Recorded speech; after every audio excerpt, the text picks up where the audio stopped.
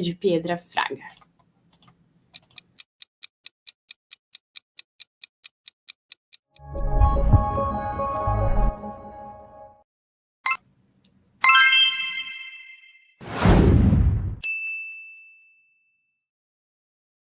Pietra, seja muitíssimo bem-vinda ao Mural da Manhã. Como você está? Bom dia, gente. Muito obrigada. Agradeço muito o convite e a oportunidade de estar aqui discutindo com vocês parte do nosso trabalho e da importância da luta da comunidade LGBT, principalmente agora que a gente entrou no mês de junho e que é o nosso momento de falar mesmo. Exatamente. No mês passado, né, teve o dia da luta contra a LGBTfobia, agora a gente entrou no mês do orgulho LGBTQIA+, e a gente vai falar sobre uma iniciativa muito interessante, muito importante dentro do Wikipédia, que é a proposta de revisar, de criar e de fazer toda essa revisão de verbetes da Wikipédia, sobre a temática LGBTQIA+. Pedro, eu queria te perguntar primeiro, de onde veio essa iniciativa, por que dessa iniciativa, por que essa escolha dessa temática, justamente, sobre a questão LGBTQIA+, como surge essa necessidade? Certo. A iniciativa surgiu como um convite da ONU Direitos Humanos Brasil, para a gente, né, da ONG Acontece Arte Política LGBTI+, para justamente ser uma ação estratégica voltada ao combate da desinformação e ao discurso de ódio contra a população LGBT. Algo que é urgente em vários sentidos, tanto da vulnerabilidade da comunidade LGBT no Brasil e que tem sido progressivamente mais atacada por conta de governos extremistas de direita subindo, né, ao poder e com os discursos que eles têm, como também o quanto a desinformação digital de forma geral tem sido um grande desafio da nossa sociedade atualmente. Então, foi justamente essa proposta de transformar a Wikipédia, que é um espaço de acesso global e também base de dados para inteligência artificial, transformar num território mais seguro, mais representativo e que os nossos conhecimentos enquanto pessoas LGBTs cheguem a todas as pessoas. Pedro, eu queria que você explicasse para a nossa audiência como funciona o Wikipédia, inclusive que possibilita fazer esse tipo de revisão, né? É uma mídia, é um software livre, inclusive. Como que ele funciona? Qualquer um pode ir lá e revisar? Como que são as políticas do site para fazer controle, né? Se há desinformação, se não? Como funciona o Wikipédia? Certo. A Wikipédia é de acesso global e colaborativa, então ela pode ser escrita por qualquer pessoa, por qualquer voluntário que se cadastre na plataforma e tenha acesso à internet. Mas precisa, sim, estudar e entender as políticas e diretrizes da plataforma, o que é algo bastante refinado. Tem muito material e muito conteúdo para você conseguir entender e fazer isso adequadamente. E o controle em si do que é publicado, das informações, são vários mecanismos. Um deles é da verificabilidade, em que as informações que são adicionadas, elas precisam ser de fontes confiáveis e estarem devidamente mencionadas no corpo do texto. No final também, né, tem a seção das referências. E tem moderadores e editores que são mais experientes, que eles acompanham as páginas e conseguem também, todo mundo consegue acessar o histórico de modificação da página, e se tem uma mudança muito massiva ou brusca, a gente consegue reverter rapidamente para a versão anterior, porque tem isso salvo e disponível para todo mundo. Acho que agora também existem robôs que são automatizados para ajudar a identificar spam e vandalismo. O vandalismo eles colocam quando tem essa modificação em massa de vários conteúdos. É algo que a plataforma fala, peraí, tem algo errado, vamos avisar as pessoas, dar um bloqueio, assim. Então... Sim.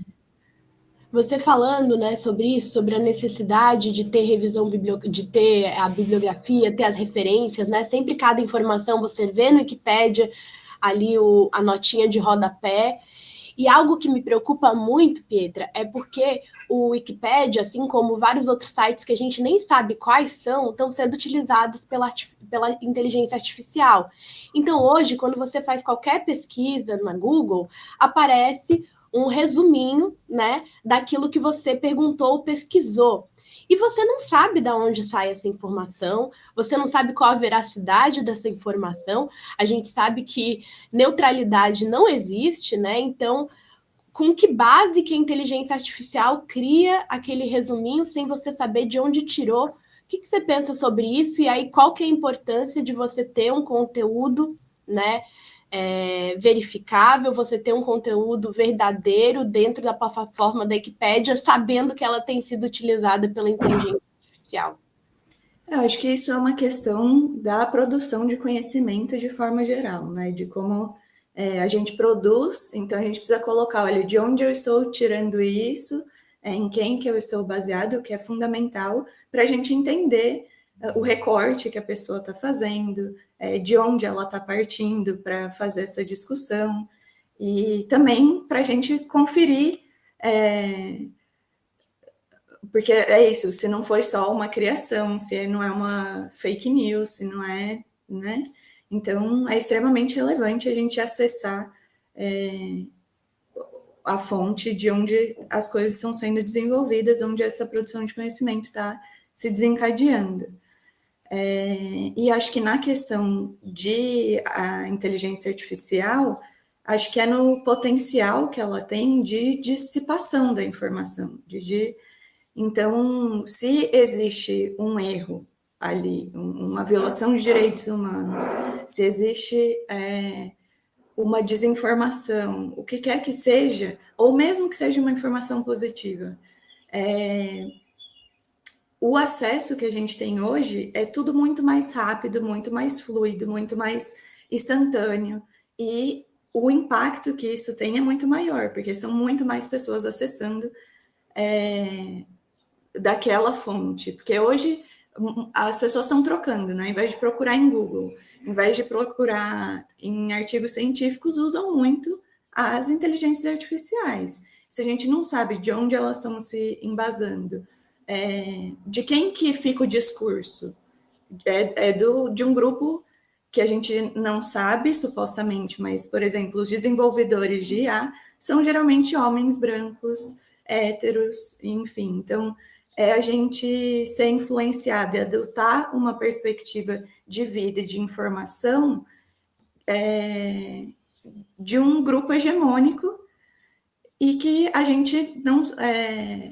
como fala? Que fragiliza a sociedade em várias questões, mas assim, tem muita coisa para falar. Tem várias questões, né, Pietra? Por exemplo, algo que eu descobri recentemente é que cada vez mais jovens têm utilizado o TikTok e o YouTube como plataformas de buscas. Então, ao invés de você ir na Google, que também, enfim, é horrível, né? Que todos utilizem só a Google, porque você baixa, você tem um computador, já vem com uma plataforma de navegação automática, você não tem nem escolha, né?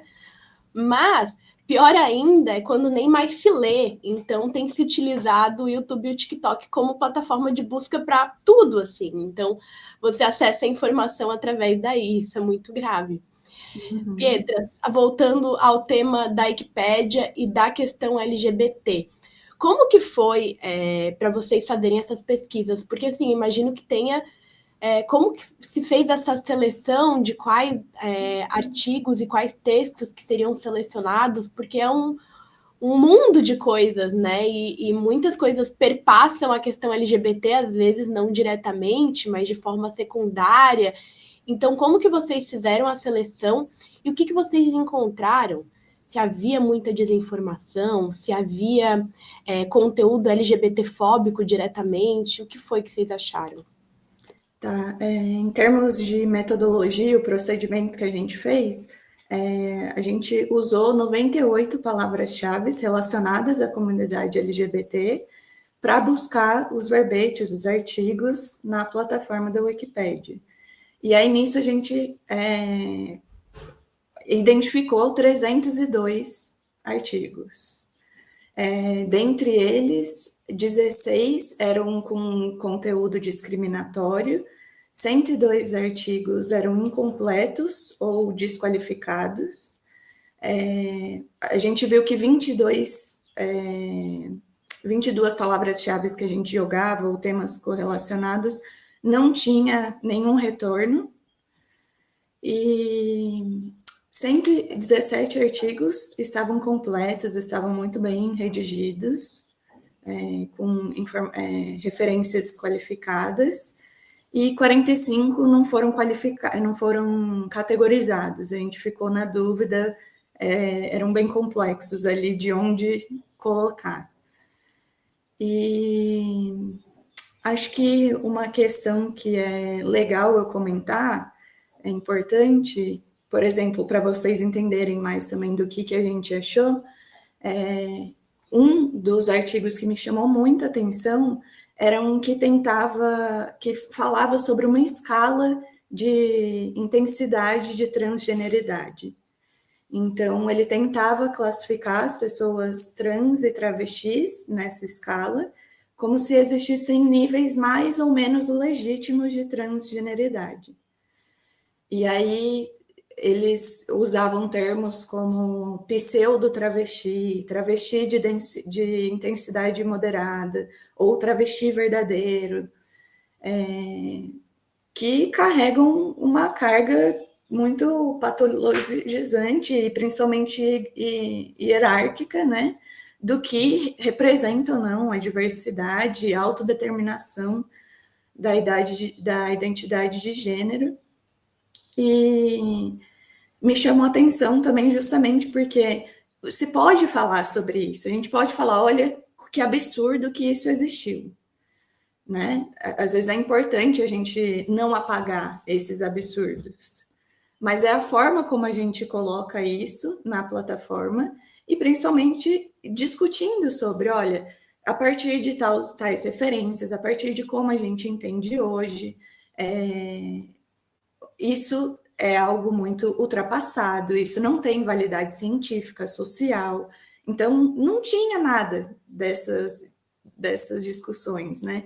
Então, é assim, alguém que pode ler e fazer uso disso para propagar desinformação, para propagar preconceito. Então, acho que isso também indica um pouco da importância do projeto e de que esse esforço seja contínuo, porque as informações da Wikipédia são constantemente atualizadas, né? Uhum. E são informações muito utilizadas, principalmente eu lembro, não sei se agora, né, mas na minha época era uma das principais ferramentas de busca para fazer trabalhos da escola. Então você vê ali aquela ideia, né, se está na internet é verdade, e aí se coloca como a verdade absoluta, porque você está ali no Wikipédia, né? Então a importância de você verificar e fazer esse trabalho como vocês fizeram. E aí, Pedro, eu queria te perguntar, frente a isso, por exemplo, esse exemplo que você deu, como vocês fazem? Vocês mantêm aquela informação e fazem um debate crítico dela? Se tiveram verbetes que vocês simplesmente falaram, não, isso aqui não pode estar aqui, então colocaram para ser apagado, ou reescrito completamente do zero? Como que foi a abordagem? Certo. Bom, a gente, dentro dessa classificação que a gente fez, dos temas ausentes, a gente criou do zero. Então, acho que esse foi sobre discriminação algorítmica, criminologia queer, alguns outros que a gente via que tinha alguma desinformação ou algo,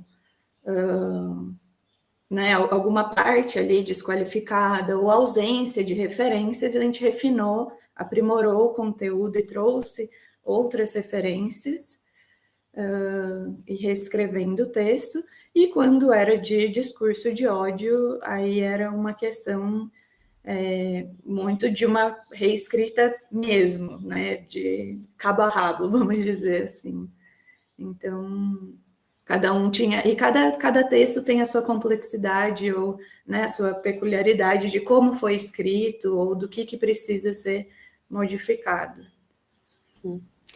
E um dado que me assustou foi que, desses 302 artigos, quase 40% apresentaram discursos discriminatórios, ou informações incompletas ou desqualificadas. Como você explica esse número tão alto? Eu acho que a explicação é uma combinação de fatores, né? Então, tanto os editoriais da plataforma, claro que também estruturais e sociais da história do Brasil e do mundo mesmo, enquanto leitura da LGBT, da diversidade LGBT, né? E que influenciam esses resultados que a gente acha ali na plataforma. Mas em termos editoriais que a gente pode pensar, por exemplo, a baixa diversidade dos editores da Wikipédia. Então, assim como na produção de IA existem essa majoritária presença de homens brancos héteros, na Wikipédia isso também acontece, e o discurso, eles que vão definir, por exemplo, o que eles vão falar, o que eles não vão. E dentro do que eles vão falar, qual abordagem que isso vai ser falado. Então, isso com certeza impacta nesse resultado que a gente teve. A confusão entre conceitos importantes também, então, o desentendimento, né, a ignorância da pessoa que está escrevendo e que acaba refletindo nessa persistência de visão preconceituosa na escrita. Acho que também a falta de mecanismos proativos de uma revisão especializada. Então, de ter grupos ou mesmo mobilização da comunidade LGBT, como a gente fez com o nosso trabalho, de estar ali atento às alterações desses artigos, para sempre acompanhar e ter essa métrica de uma informação qualificada, né? Isso precisa de recurso, né, Pietra? Inclusive, essa é uma das minhas perguntas, assim, se algum dos editores recebem algo para colocar verbete, se ninguém, é tudo voluntário, né? Exato. Se vocês receberam algum recurso nesse projeto, porque isso é algo que dificulta, né? Porque acaba sendo no voluntarismo das pessoas de escreverem, de revisarem, e isso tem limitações. Com certeza, com certeza. Acho que, de forma geral, o terceiro setor, né, quando a gente fala sobre organizações que se mobilizam para os direitos humanos, isso é um problema que atravessa a nossa realidade ali enquanto trabalhadores dessa área, e com certeza impacta, vulnerabiliza a continuidade, a sustentabilidade da ação, que as pessoas têm contas para pagar. Então, elas precisam trabalhar em um lugar que seja remunerado, e acabam ficando esses trabalhos de forma secundária em termos, né, de agenda, talvez não de prioridade de valores. Mas, com certeza, é uma questão. No nosso caso, a gente não recebeu, mas existem iniciativas que visam tanto uma forma de financiamento ou de ajuda para que mais grupos de formação a voluntariados, para que o pessoal de outras comunidades, então indígena, de mulheres, estejam mais presentes na plataforma. Então, um dos nossos parceiros foi mais teoria na Wiki, e aí eles que instruíram a gente de como fazer isso, e eles contêm uma forma de financiamento e tudo mais. E como que se posiciona o Wikipedia, assim, se tem esses incentivos? Eu sei que tem encontros de mais mulheres na Wiki. Quem que organiza esses espaços, assim? Como que funciona isso aqui no Brasil? Bom, eu não sei em termos. A minha relação foi mais com esse grupo em específico, mas eu imagino que tenham várias formas em que isso se dá. E esses são pessoas que se identificaram muito com essa forma de atuação social e mobilizaram as redes de universidade, da Wikipédia em diferentes países e financiadores interessados para que isso fosse possível. E aí esse grupo, inclusive, eles buscam aumentar a biografia de mulheres, porque a maior parte de biografia é sobre homens. Então, são várias pautas que eles têm olhado para grupos minoritários, né? E você falou sobre algum dos verbetes que criaram do zero. Queria que você falasse mais sobre esses, assim, quais foram as principais lacunas que vocês encontraram de falta de verbetes, de quais temáticas específicas? Por exemplo, se era sobre a questão lésbica, gay, trans. Queria entrar nisso também. Quais são os mais invisibilizados? Certo. Eu Entre os que. Acho que é importante a gente colocar que os artigos que a gente definiu que ia trabalhar, dos temas que estavam ausentes, a gente usou dois critérios. Então, um era, óbvio, a falta desse artigo, desse assunto na Wikipédia, mas também a especialidade dos pesquisadores que compunham o nosso grupo de voluntariado, porque seria muito mais fácil e potente a escrita deles naquilo que eles já têm um conhecimento prévio do que começar algo do zero ali. Então, acho que a minha resposta ela vai ser enviesada nesse sentido do que a gente trouxe. E então a discriminação algorítmica, como eu já tinha colocado, veio nesse sentido, porque a gente via também que tem esse outro critério, que era a emergência do assunto nas discussões atuais. Então, como a gente tem muito essa demanda, e uma das pessoas trabalhava justamente nessa área, isso foi desenvolvido, a criminologia queer também. Estou tentando lembrar os outros, mas agora sim não está vindo, esses que me recordo mais. Onde que a gente pode encontrar esses verbetes? Assim, claro, no Wikipédia, mas digo, se tem algum site em que vocês colocaram assim os links onde a gente pode acessar. Sim, eu posso fornecer para vocês um link que conta sobre o nosso projeto, sobre quem são as pessoas por trás dessa escrita, quais artigos a gente editou, os temas e o escopo da pesquisa, né? Tudo certinho, as parcerias. Então, eu posso colocar para você. Acho que agora não dá, mas depois a Depois gente passa. divulga. Uhum. E, Pietro, para finalizar a nossa entrevista, eu queria que você falasse sobre qual a importância, porque é um projeto que é público, que é para um meio que qualquer pessoa pode acessar gratuitamente. Então, qual que é a importância da construção dessa informação para o ensino, para a aprendizagem, para não só de estudantes, né, mas qualquer pessoa que quer fazer uma pesquisa? Queria que você falasse um pouquinho assim sobre isso.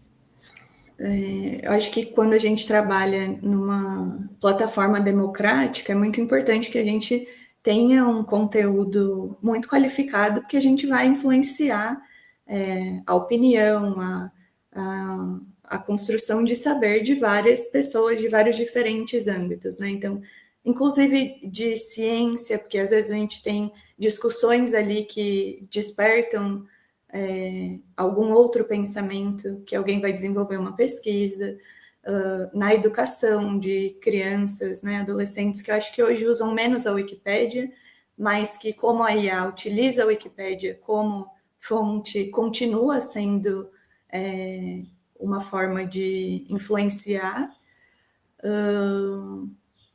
e em eixos de profissionais. Então, assim, é algo muito importante E o que a gente vê hoje, que está na Wikipédia, né, nessa enciclopédia, é reproduzido exponencialmente por IA. Então, a gente precisa corrigir a desinformação que está ali para proteger a nossa sociedade, para garantir os direitos da nossa comunidade e prevenir também que a nossa sociedade e as gerações futuras tenham um preconceito algoritmo ali com eles, né? E acho que também esse projeto ele é mais do que editar os verbetes, ele também é uma proposta de um reposicionamento político da comunidade LGBT por colocar e trazer essa comunidade como produtora de conhecimento, como divulgadora de conhecimento. Então, não é só um espaço ali virtual não é só ocupar esse espaço virtual, mas é ocupar esse lugar de saber e experiências que a gente pode agregar e que são frequentemente marginalizados nos lugares de produção de conhecimento. Mais uma pergunta. O que é o Acontece Arte Política LGBTI+, e se tem outros projetos de segmento desse trabalho que vocês fizeram, assim, se isso vai seguir para uma segunda parte, se tem projeto de fazer esse mesmo trabalho, só que com outra temática? Certo. Acontece Arte Política LGBTI+, é uma ONG, uma associação da sociedade civil, com sede em Florianópolis, mas que a gente tem atuação no Brasil e agora até mesmo internacional. Temos feito parcerias com alguns países da Europa também. Estamos seguindo aí para ampliar os nossos impactos. E a gente tem diversos projetos, inclusive o Observatório de Mortes e Violências contra LGBTI+, que anda muito de mão dadas com esse aqui, e que o Observatório também fez parte dessa iniciativa da Wikipédia. E esse em específico, a priori, a gente não daria um segmento de edição dos verbetes, porque a gente está mobilizando o nosso esforço e energia para a parte da LGBTfobia letal. Então, justamente por isso, por questões de financiamento, da gente precisar canalizar a energia ali para ter um impacto mais forte em algum setor, né? Então, a gente está e muito nessa parte da tecnologia, da IA. Então, a gente vai explorar mais esses âmbitos e a gente pretende, a partir desse ano, do próximo semestre, ampliar a nossa equipe e o escopo do trabalho. Que interessante, já ficou aí uma temática para uma próxima entrevista, que é falar desse laboratório da violência. E das pesquisas que vocês têm feito aí, extremamente importante, e como está tudo relacionado, né? Quando você pesquisa sobre uma temática LGBT, se ela contém violência, como isso contribui com uma violência real, física, psicológica, e como são diversas as frentes de luta contra a homofobia e contra a LGBTQI+, fobia. Pietra, muito obrigada por estar aqui presente. Já fica, então, aí a deixa para uma nova entrevista. Importante nesse mês falar disso, mas não só nesse mês, né? A gente traz essa temática durante todo o ano, mas quero te agradecer muito e agradecer também por esse teu trabalho, muito importante. Eu que agradeço, inclusive, o trabalho de vocês também, que é justamente o acesso a essas informações, as iniciativas e todo o conhecimento que vocês divulgam também. E agradeço muito a oportunidade de estar aqui. Com certeza estou à disposição para a gente continuar discutindo. Muito obrigada, Pietra, e fiquem agora com os nossos apoiadores e depois para alguns avisos finais. Um abraço, Pietra. Abraço. Este programa é apresentado graças aos nossos apoiadores culturais. Sintraceb, FESESC, Sindisaúde Santa Catarina, Sinjusc, Sinergia, Sintracem, Sinasef, Seção Sindical IPSC, Sindiprev Santa Catarina, Sintesp, Stiel. Seja um apoiador cultural. Ligue para 499-8808-5438.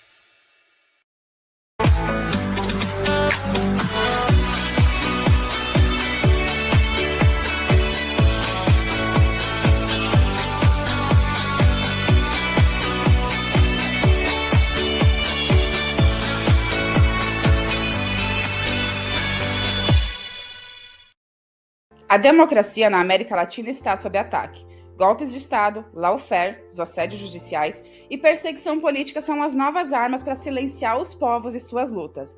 Mas a resistência continua. No dia 18 de julho, o Portal Desacato e a Cooperativa Comunicacional Sul realizam o seminário Golpes, Anistias e Lawfare no Brasil e na América Latina. Um debate urgente com especialistas que vão analisar os riscos à nossa democracia e apontar os caminhos de luta.